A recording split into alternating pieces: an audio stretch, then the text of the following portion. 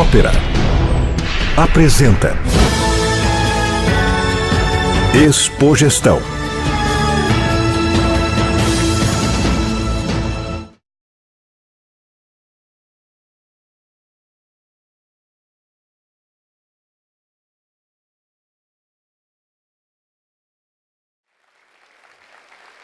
Obrigado. Primeiramente, queria agradecer muito a Expogestão. Esse é o segundo ano que eu estou aqui com o executivo. O ano passado eu esteve aqui e eu posso dizer que foi a primeira vez o ano passado em Joinville. E eu fui surpreendido com a atenção e a curiosidade das pessoas aqui na região para informações que tem nesse evento. Então, eu agradeço muito a organização de me convidar novamente aqui, o Alonso em específico, que fez bastante questão de vir novamente para dividir com vocês algumas tendências que a gente nota com o PageGroup e que a gente estuda no PageGroup através do nosso dia a dia com sala de entrevista com mais de 50 mil candidatos por ano que passam por nossa sala de entrevistas e centenas de clientes que a gente atende por ano. Imagine que quanta data, quanta informação, quanta tendência a gente consegue notar através do nosso dia a dia.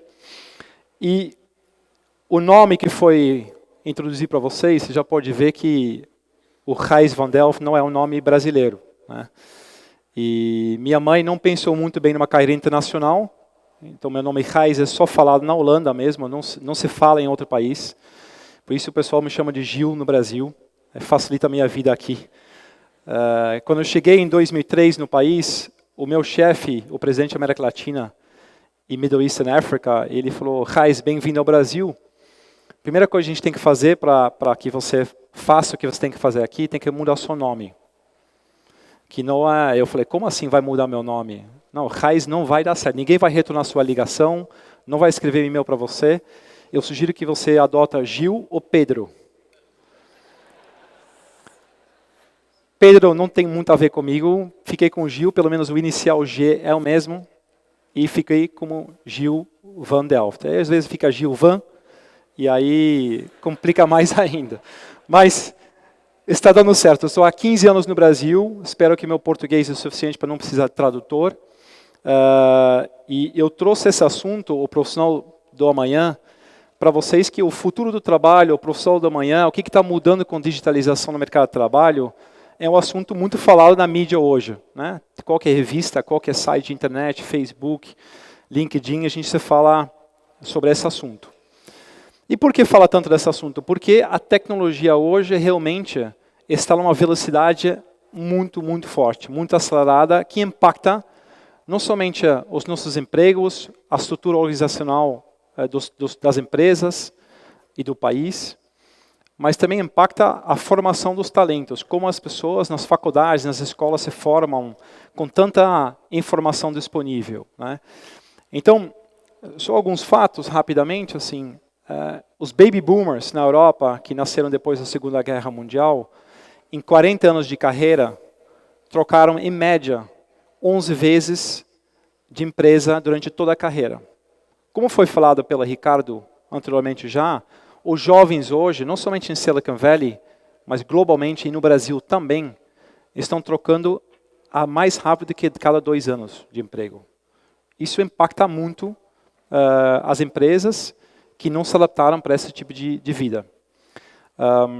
Então, eu queria trazer para vocês algumas informações e, através da PageGroup, nós temos uma filosofia, nós temos um propósito. Com o PageGroup, a gente quer mudar a vida das pessoas através da criação de oportunidades para que essas pessoas cheguem no seu maior potencial ou as organizações que nos contratam cheguem ao seu maior potencial. Historicamente, nos últimos 18 anos, a gente comemorou, na semana passada, nosso aniversário de 18 anos no país, dos quais 15 eu estou aqui. A gente mudou a vida de mais de 50 mil pessoas no país, em todos os estados, através de 6 escritórios e várias marcas que recrutam pessoas do nível de trainee, passando uma média alta gerência até alta direção, conselho, CEO, etc. E a gente atendeu mais de 10 mil clientes no Brasil. Então, realmente, essa informação que a gente gera através desse dia a dia nossa, que é a nossa paixão, capital humano, e ajudar as empresas a alcançar o seu potencial. A gente tem muita informação para trazer para vocês aqui. E a gente faz isso junto com algumas pesquisas, por exemplo, da Deloitte, Future of Work, pesquisa da Oxford, que a gente acompanha bastante, e a pesquisa própria também, como também dados do Fórum Econômico Mundial. Tá? O que eu quero trazer para vocês? São 3 tópicos, basicamente. Primeiro, o panorama da digitalização no mercado de trabalho. Qual é o impacto da digitalização? Quais são, por exemplo, as áreas ou as funções mais impactadas? O que são mitos e o que são fatos? Será que esses empregos vão deixar de existir? Como vamos saber isso? Porque já que a velocidade da tecnologia é tão rápida, como a gente pode prever alguma coisa tão clara no futuro? É uma coisa para a gente pensar. Depois falamos um pouco do momento das empresas na atualidade, como as empresas estão contratando, como as empresas estão se organizando. E eu quero trazer minimamente um modelo super simples para que vocês, empresários, executivos, pensam no seu próprio negócio como vamos iniciar esse processo de digitalização. Né? Porque uma coisa que você não tem que fazer, claramente, é deixar que você faz e começar do zero no mercado digital. Isso não vai dar certo. É um processo, uma transformação. E para terminar, eu quero falar rapidamente sobre o profissional do futuro, né? Que é um profissional, não nem tanto do futuro que já está acontecendo. O profissional hoje, ele quer trabalhar por projetos curtos, de curta duração e com muito impacto. Vamos lá. Qual panorama a gente tem hoje? 57% dos empregos, na atualidade, são vulneráveis a mudanças, extinção pela tecnologia digital. 70% dos líderes desejam novas skills, novos talentos dos candidatos que eles contratam. Principalmente skills digitais, sobre o mercado digital, para ajudar nessa transformação, como também soft skills. Depois a gente vai falar um pouco mais o que hoje os profissionais têm que ter de habilidades, de competências para dar certo. Porque a tecnologia claramente vai ajudar muito na execução de certas tarefas, mas não tanto na criatividade. Né? E 90% dos executivos acreditam que a tecnologia ajuda em tomar decisões, seja qualquer área, na gestão dos seus negócios, como no nosso setor de recrutamento e seleção. Né? Então, a gente já usa no nosso dia a dia inteligência artificial, a gente usa dados para ter análise preditiva, para você ter um perfil ideal e você sabe quem normalmente vai dar certo nessa função ou não, sem entrevistar a pessoa primeiramente. Então, os avanços tecnológicos também no nosso setor, depois eu falo um pouco do impacto do LinkedIn no nosso setor globalmente, desde 2007, quando eles lançaram globalmente, e como que a gente lidou com isso. Né? Que é um bom exemplo que a transformação digital não somente é uma ameaça, pode ser até uma oportunidade também. 75% até 2020 das empresas do Standard & Poor's são empresas que a gente não conhece ainda. Né? Quanto tempo tem Airbnb? Né? Quanto tempo tem Uber? E a gente estava escutando agora o embaixador chinês, mas China é um dos países que mais avança, mais rápido em tecnologia e que vai ultrapassar o Vale do Silício rapidamente. O que eles estão investindo em quantum computing, não sei se você sabe o que é isso, mas quantum computer é uma área de computação muito mais poderosa do que a gente tem hoje disponível. Os chineses estão avançando muito, muito rápido nisso. E principalmente porque os chineses, contrário aos americanos, eles alteram muito rapidamente, eles testam alguma coisa nova, não funciona, vão avançando, eles testam mais rápido do que ficar analisando mais tempo. Então a evolução tecnológica na China é mais rápida. E um ponto importante, que depois eu volto com mais dados sobre o Brasil, 40% dos trabalhadores nos Estados Unidos já fazem parte do grupo freelance, que é um grupo que trabalha ou temporariamente, ou part-time, ou usa e participa das plataformas de crowdsourcing, por exemplo, né? Que eles fazem parte de um trabalho que foi jogado na internet. É uma tendência muito interessante para que você, como empresa, fica mais flexível com sua workforce, mas traz riscos também para a sociedade, né? Porque nos Estados Unidos, por exemplo, com esse número, mais pessoas estão trabalhando ou ficam sem seguro de trabalho, sem seguro de saúde, porque não se dá nesse tipo de trabalho, né? E não faz parte do regime CLT, por exemplo. E a robótica, a inteligência artificial e toda a parte de tecnologia deve acabar com 5 milhões de empregos até 2020. E a gente pode ver no próximo slide, até 2050, que é um pouco mais para frente, fica até um pouco mais assustador, né? De novo, esses números são expectativas da Deloitte e da Oxford, mas não necessariamente vão acontecer, porque a gente sabe que a tecnologia avança tão rápido, mas 65% das profissões que as crianças terão ainda não existem. E é engraçado porque eu tenho 3 filhos, 11, 9 e 5 anos. 3 meninos, muita energia, você imagina, né? E muita roupa suja também. O que eu fiz a pergunta para meu filho quando ele começou a pensar sobre o futuro, perguntar, papai, o que você faz? E para o tio, o que você faz? Que profissão você tem? Aquela pergunta básica que a gente faz para o nosso sobrinho, nosso filho, o que você quer ser quando você crescer? Hoje eu não consigo fazer essa pergunta, ou ele não consegue responder mais. Era sempre policial, jogador de futebol, bombeiro, herói.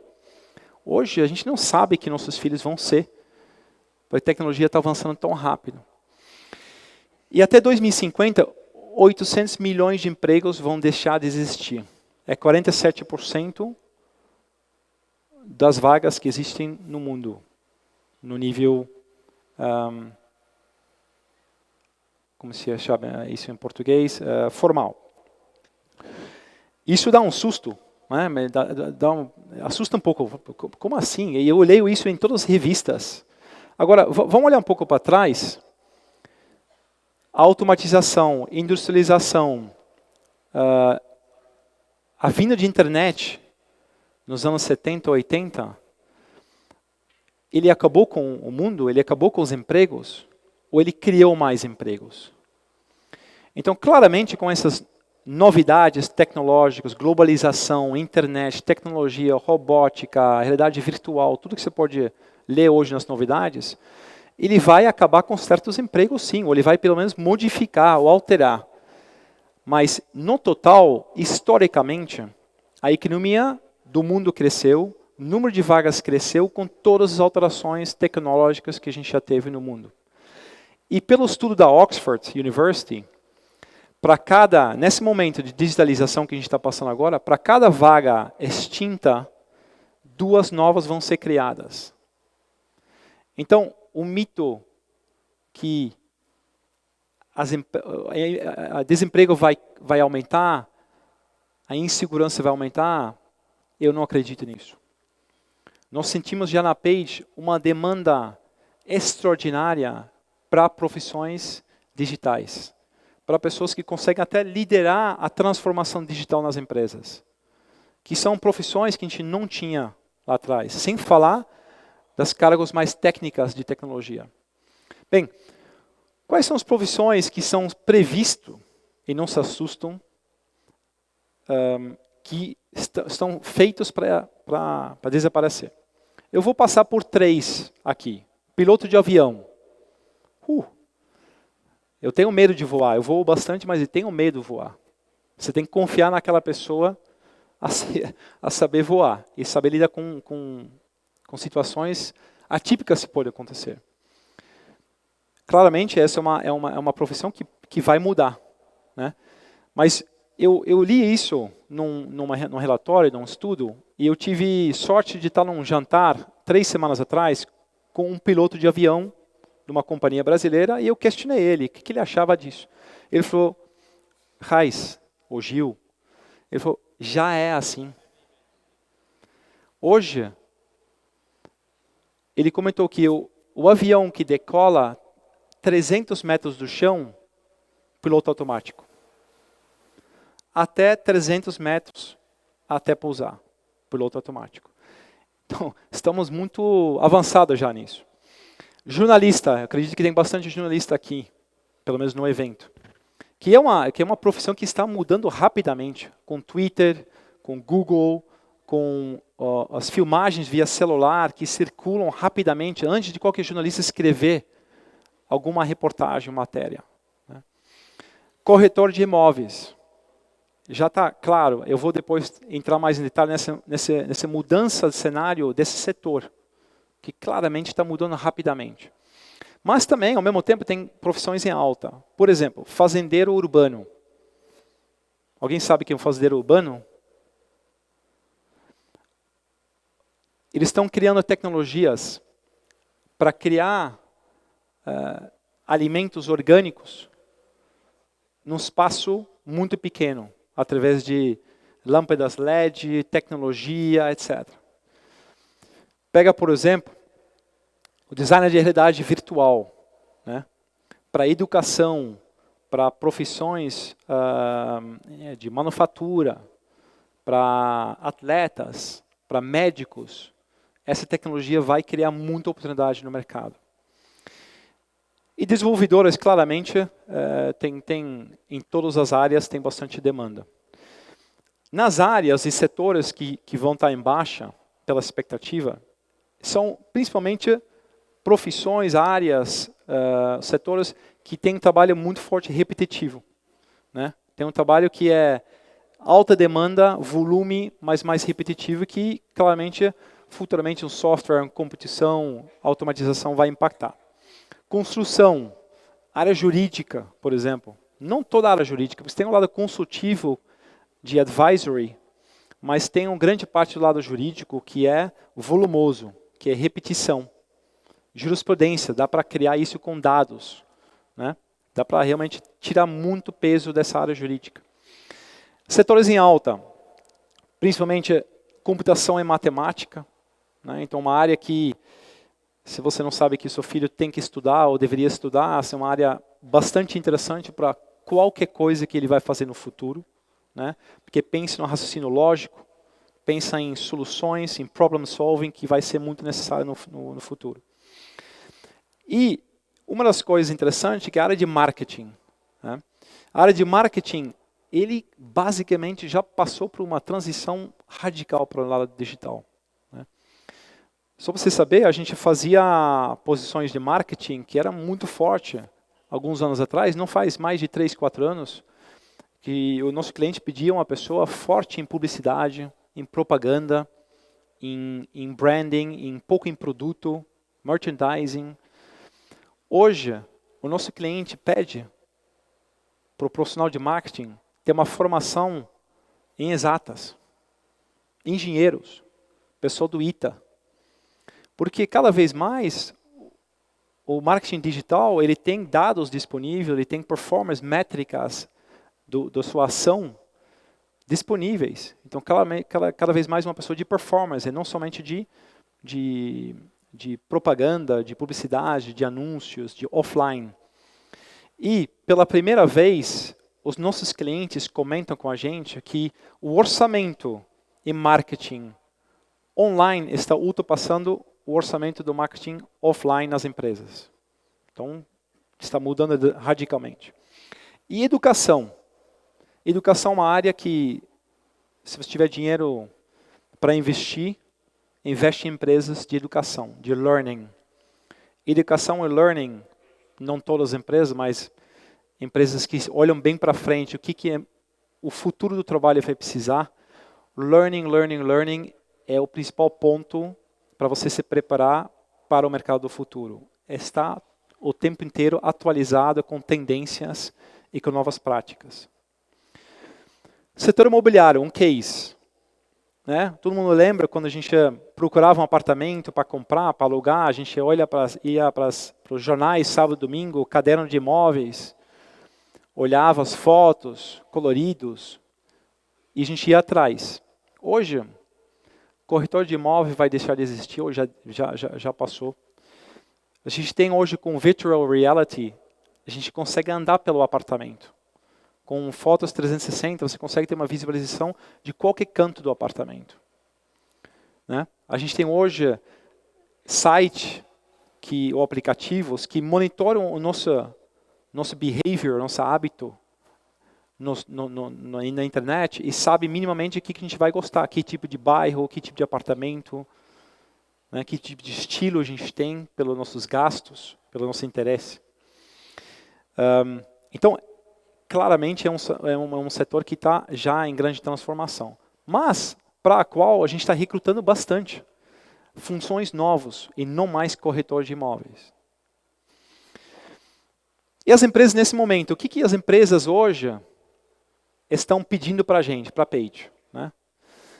Quando eu comecei a recrutar, em 2000 em Amsterdã e depois em 2003 aqui no Brasil, basicamente o que o nosso cliente pedia para o candidato ter, para poder contratar, eram características super técnicas, acadêmicas a técnicas. A pessoa tem que fazer isso, tem que ter experiência com isso, tem que ter essa formação.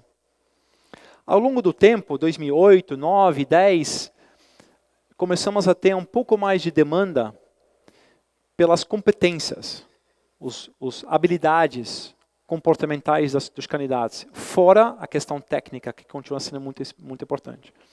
Hoje, como o Ricardo comentou também, que uma das principais maneiras para você reter pessoas, ou para você reduzir seu turnover, na verdade, é o cultural fit, né? O match cultural entre o candidato e a sua empresa. E como candidato, como profissional, nós também temos que buscar cada vez mais empresas que têm a nossa cultura. E como saber disso? Né? Hoje temos sites disponíveis como Glassdoor, como nos Estados Unidos e aqui no Brasil, que eles adquiriram Love Mondays, que foi hoje adquirida pela Recruit, que é o dono da Indeed, que você pode ter informações dos funcionários que trabalham lá dentro, ou ex-funcionários, como é que é trabalhar naquela empresa, qual é a cultura daquela empresa, né? O employer branding. Só que essa questão cultural, você faz isso através dos funcionários. Você não pode, ou quer dizer, não funciona tanto, você coloca na parede, esses são nossos valores, essa é a nossa cultura, esse é o nosso employer branding, agora vai dar certo. A cultura se forma através das pessoas que trabalham na sua empresa. E que complica. Já que as pessoas só ficam 2 a 3 anos na sua empresa, como você forma uma cultura? Então, ainda não se acertou isso no mercado tão bem. Algumas empresas se acertaram muito bem, mas outras estão nessa fase, putz, né, na reunião de diretoria, de presidência, de conselho, putz, como é que a gente vai ter como o Lehman falou, como não foi o Lehman, foi o CEO do BlackRock, todo mundo tem que ter um purpose, um propósito. Mas através do propósito, a gente também tem que ter uma cultura. Mas como a gente vai formar a cultura através de capital humano que não fica na empresa? Complicado, não tem uma solução para isso ainda. Né? Agora, a força de trabalho e o que os executivos pedem cada vez mais são mais talentos, e talentos diferentes. Seja soft skills, hard skills, então é a questão técnica, sejam habilidades comportamentais, sejam o potencial para olhar para o futuro, tomar mais risco, cada vez mais. Comparar isso com 1990, a atualidade, aumentou essa necessidade. A proximidade física do workforce diminuiu muito. Né? Hoje as pessoas trabalham em projetos, às vezes globalização, uma parte é feita na Índia, outra parte é feita no leste europeu, onde os salários são mais baixos. Então a proximidade do trabalho diminuiu entre as pessoas. Eu li uns 6 meses um estudo de empresas de tecnologia nos Estados Unidos, de renome, que comentaram que eles estão reduzindo o home office. Eles estão reduzindo o trabalho sem proximidade física. Porque eles mediram o resultado do projeto e estava abaixo da expectativa. Então, eles estão voltando para ter trabalho em projeto fisicamente junto. E não através de Skype, videoconference ou WhatsApp. Então, várias coisas que a gente lê nas revistas e que a gente escuta, não quer dizer que é aplicável e que vai dar certo em todas as empresas, em todos os setores, em todos os momentos. Né? As empresas de renome de tecnologia voltaram a trabalhar fisicamente junto. 3, 4 anos atrás, a gente lia só nas entrevistas, nas revistas, não, aqui é flexibilidade, todo mundo trabalha home office, trabalha onde quiser, etc. A produtividade foi mensurada em muitas empresas e não aumentou. Que é uma coisa que eu, como presidente da empresa, eu lembro a pressão em 2000, quando que nasceu o BlackBerry? Não sei se era 2007, 2008, 2010. Eu tinha um BlackBerry em teste, E os meus gerentes começaram a pedir, Gil, por que a gente não tem BlackBerry? Porque eu vou aumentar muito a nossa produtividade, vou ter acesso aos meus e-mails, eu vou ter mais rapidez no nosso processo de recrutamento e seleção. Demos BlackBerry para todo mundo, agora todo mundo tem smartphone, iPhone, Motorola, etc.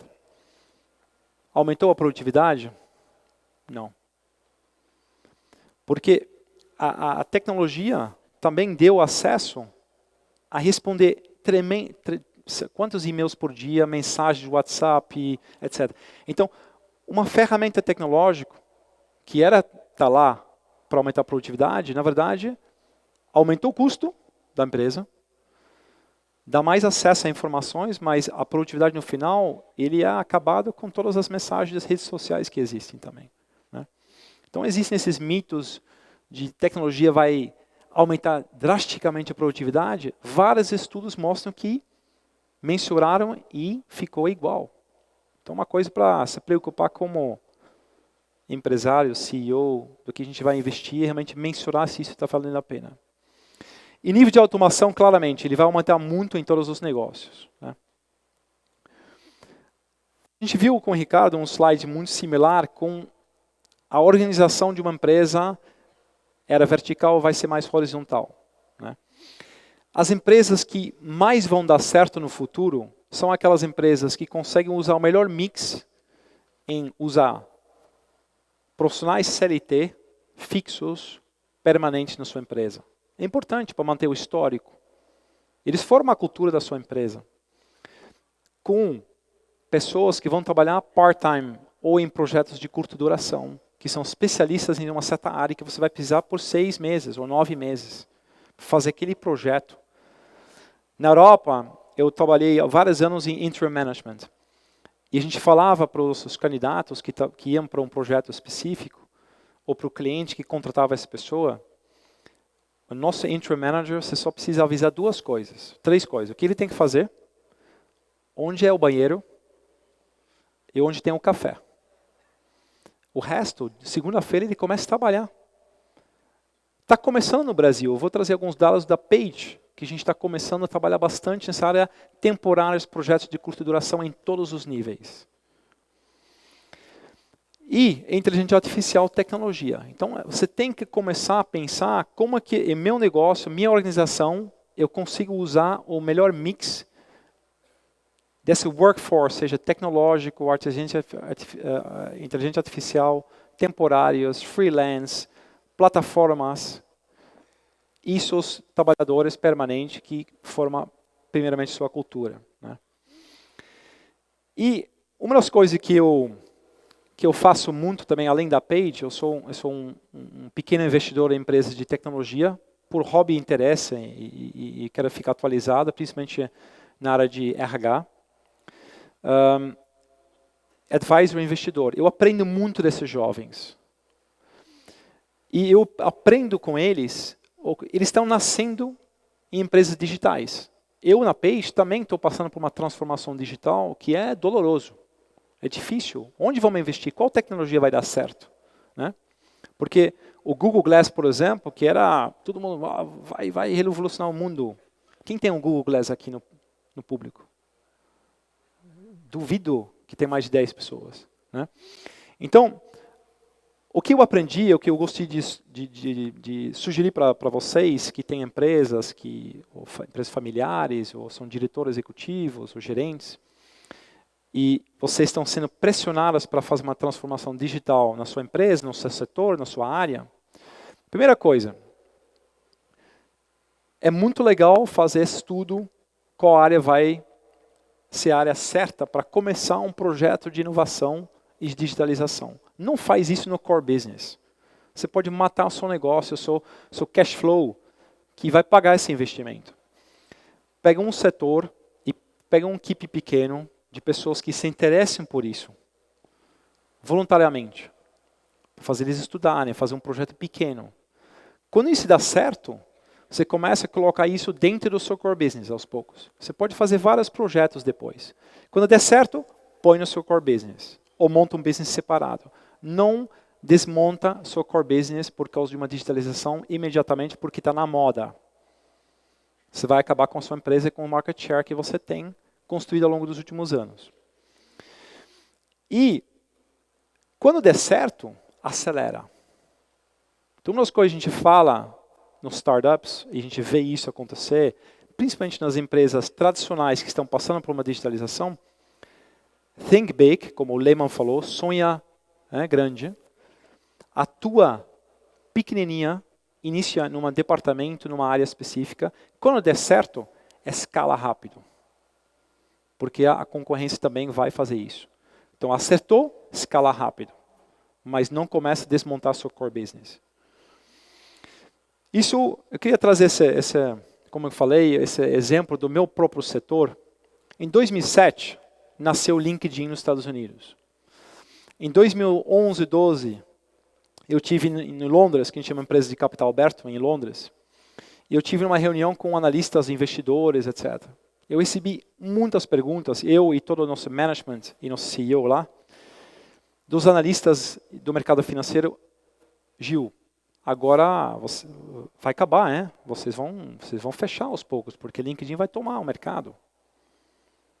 Vocês não conseguem acompanhar isso, acabou.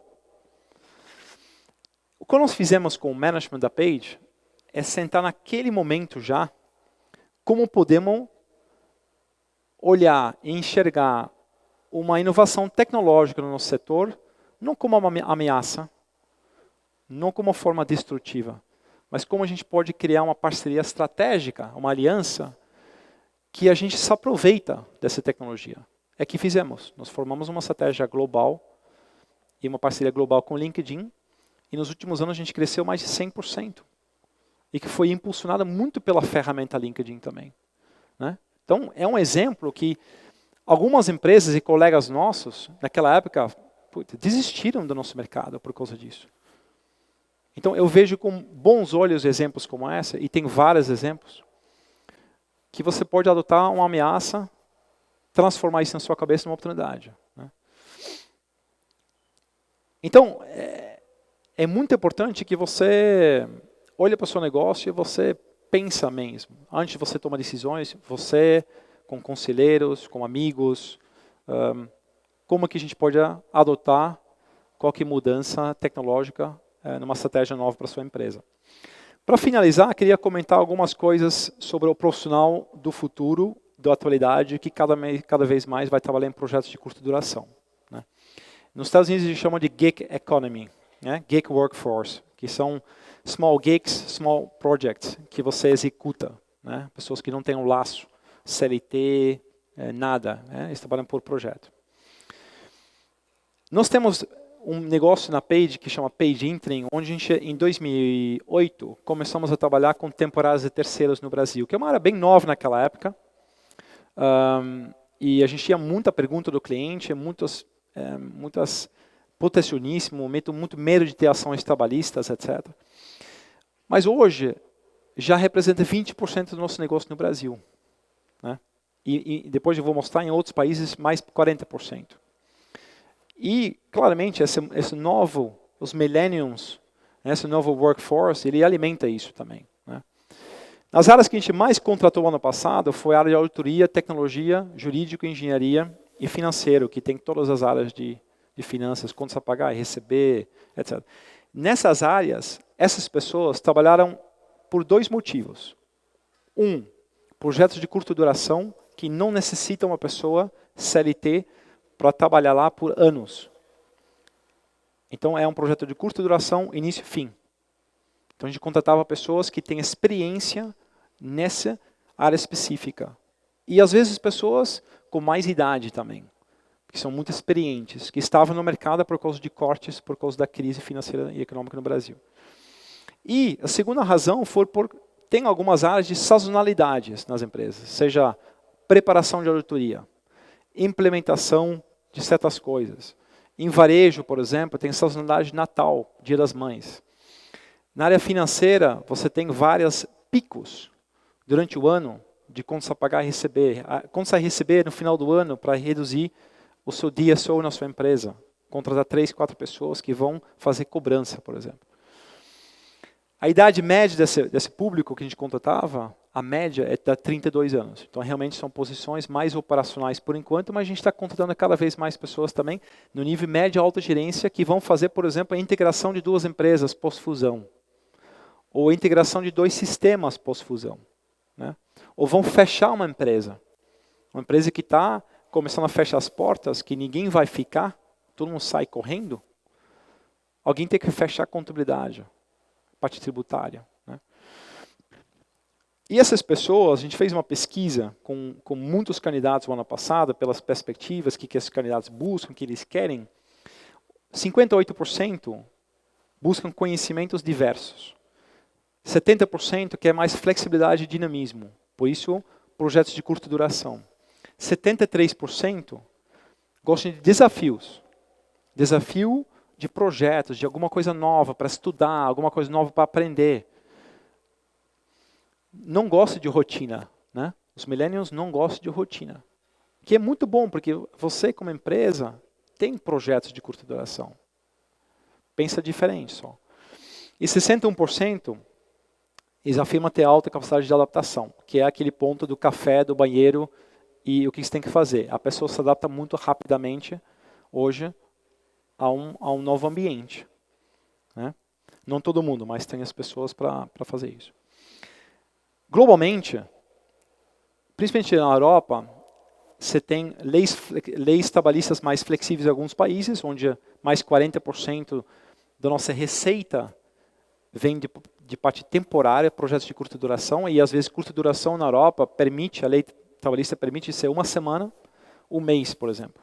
Né? Que aqui no Brasil é um pouco mais complicado ainda, mas a lei trabalhista está se flexibilizando cada vez mais aqui também para ser mais competitivo, porque o mercado precisa disso aqui.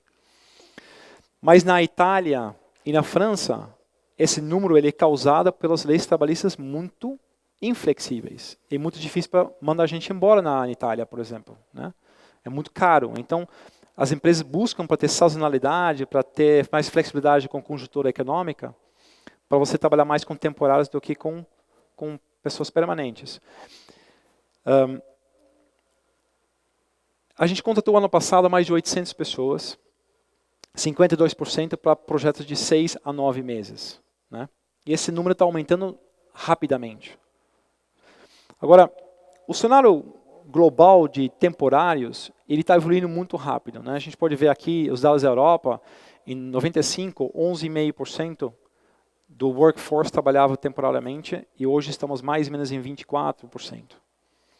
A expectativa de 2050 chega em 50%. Isso aqui é só trabalho temporário. Okay? Não envolve aqui o part-time, que é muito forte lá fora, e projetos via crowdfunding, via plataformas que você vai diluir o seu trabalho com pessoas via internet. E tem muita parte boa, né? Mais flexibilidade, redução de custo, etc. Agora tem um problema que cada vez mais pessoas vão estar sem o seguro de saúde, etc., como eu já mencionei anteriormente. Então, tem um risco ali de estabilidade da sociedade que precisamos levar em conta também futuramente aqui no Brasil, porque dá uma instabilidade maior quando a pessoa não tem um projeto para fazer. Então, o cenário brasileiro, eu já comentei, a gente tem hoje uma flexibilização da lei trabalhista aqui, que ajuda muito esse trabalho por projeto. A gente pode trabalhar hoje de 9 meses pela lei trabalhista temporário. A gente pode trabalhar atividade fim em terceirização, que ajuda bastante. Então, os benefícios para os colaboradores, para os profissionais e para as empresas vão aumentar ano após ano no Brasil. Espero que o novo governo vai continuar esse processo de flexibilização que vai ser muito útil para o Brasil. Senão a gente vai ficar para trás.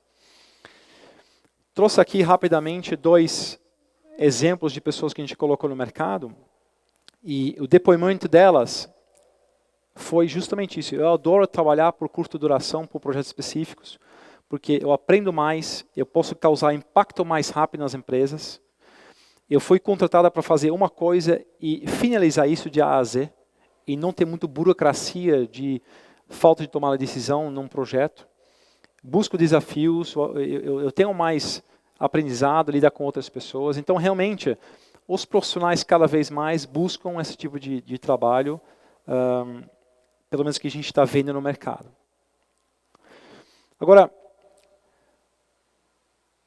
tem uma coisa aqui, tem profissionais, tem empresários, executivos aqui no público.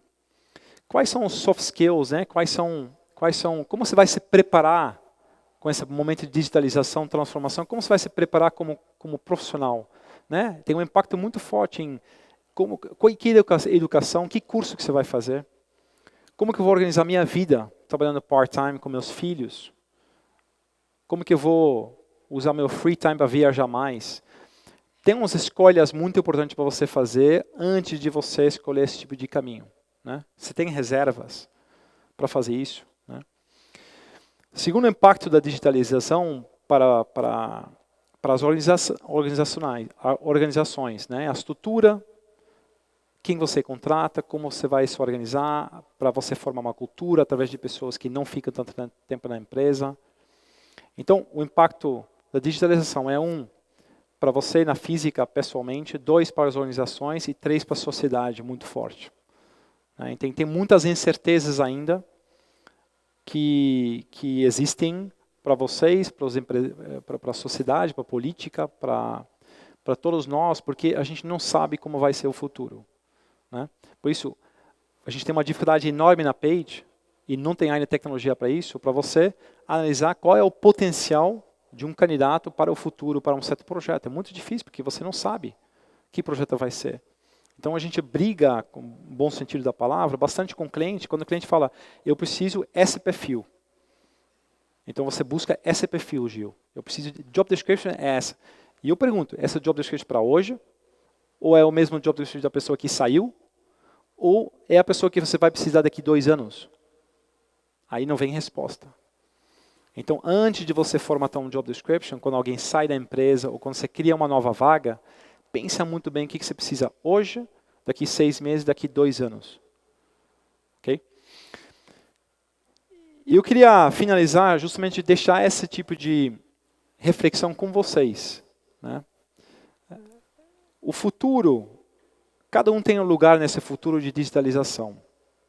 Como candidato, como profissional, como empresa, como empresário, como executivo, como fundador de uma nova empresa no futuro, como advisor, como conselho.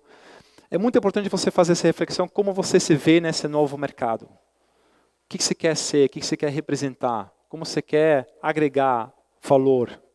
Né? Isso é uma reflexão que cada um tem que fazer antes de tomar qualquer decisão. A digitalização, a transformação, oferece mais oportunidade do que ameaça para o mercado de trabalho, para as funções que vão deixar de existir ou vão ser criadas. Depende de como você enxerga isso. Tá bom? Muito obrigado pela atenção e espero o ano que vem estar aqui de novo. Obrigado.